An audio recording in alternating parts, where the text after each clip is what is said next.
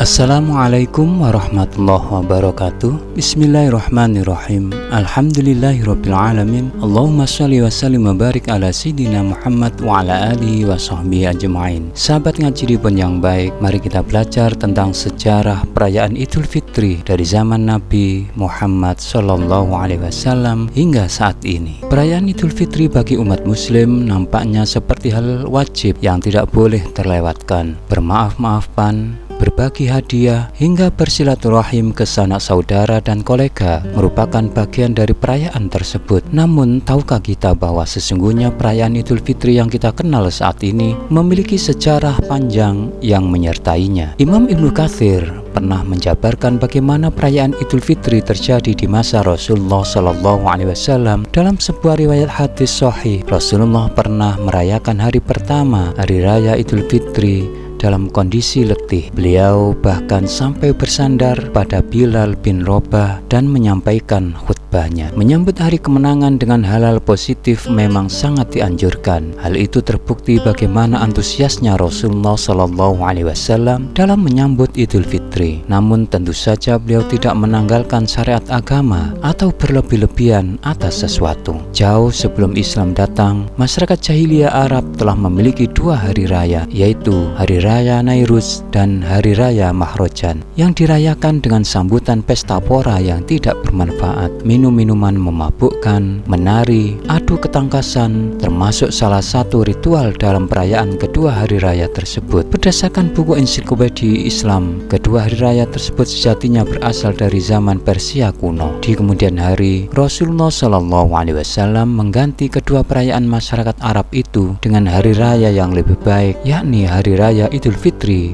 dan Idul Adha. Dalam sejarah Islam, perayaan Idul Fitri pertama kali diselenggarakan pada tahun 624 Masehi atau tahun kedua Hijriah. Waktu perayaan tersebut bertepatan dengan selesainya Perang Badar yang dimenangkan oleh kaum muslimin. Perang yang terjadi pada bulan Ramadan itu dengan jumlah pasukan di sisi umat muslim yang jauh lebih sedikit dibanding kaum kafir. Nyatanya diganjar Allah dengan perayaan yang luar biasa indah dan berkah, yakni Idul Fitri. Sebagaimana kita ketahui, di kedua hari raya umat muslim, yakni Idul Fitri dan Idul Adha, setiap muslim justru ditekankan untuk berbuat kebaikan dan kemaslahatan. Menjelang perayaan Idul Fitri saja, umat Islam diwajibkan menunaikan zakat untuk dibagikan kepada para mustahik atau orang-orang yang berhak menerima zakat. Segala kebaikan yang tercurah dari jiwa-jiwa umat muslim selama Ramadan sejatinya sangat terasa pada hari raya Idul Fitri bagi semua elemen, sehingga bisa dikatakan perayaan Idul Fitri dapat melingkupi kebahagiaan bagi seluruh umat muslim dan berbagai kalangan. Menurut Profesor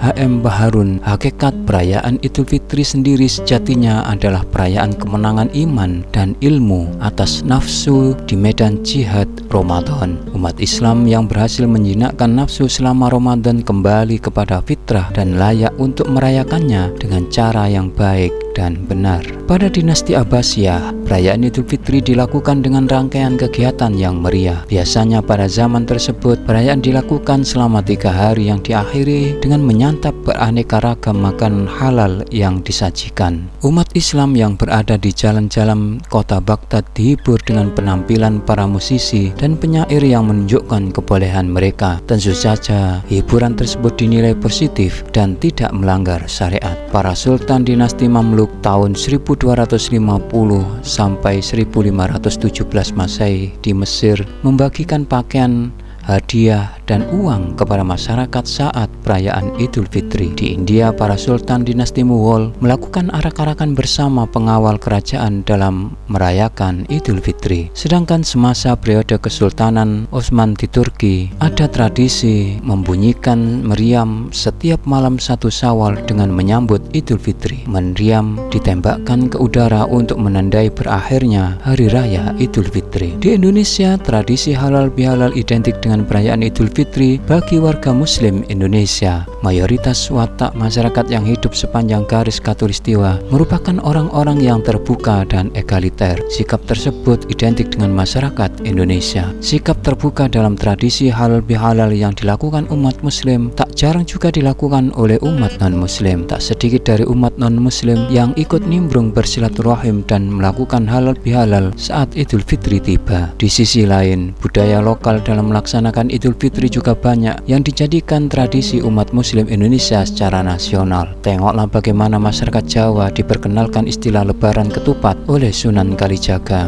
Lebaran Ketupat merupakan tradisi yang ikut menyemarakkan perayaan Idul Fitri masyarakat Jawa ketika itu. Sunan Kalijaga mengajarkan masyarakat Jawa untuk membuat makanan dengan bahan utama beras yang dibungkus dengan anyaman daun kelapa. Anyaman daun ketika itu identik dengan ciri khas budaya dan seni masyarakat Jawa, sehingga bukan hal sulit bagi masyarakat Jawa ketika itu mengikuti apa yang diajarkan oleh Sunan Kalijaga. Secara filosofis pun, Lebaran Ketupat juga memiliki makna yang mendalam. Kata ketupat berasal dari kata kupat dalam bahasa Jawa yang berarti mengakui kesalahan. Sehingga dalam Lebaran Ketupat pun dikenal dengan istilah sungkeman, mohon maaf dari orang yang lebih muda kepada orang yang lebih tua sebagai bentuk penghormatan. Sahabat ngaji pun yang baik, demikianlah sejarah perayaan Idul Fitri dari zaman Nabi hingga saat ini. Mudah-mudahan Allah menjadikan ini manfaat untuk kita semua. Wassalamualaikum warahmatullahi wabarakatuh.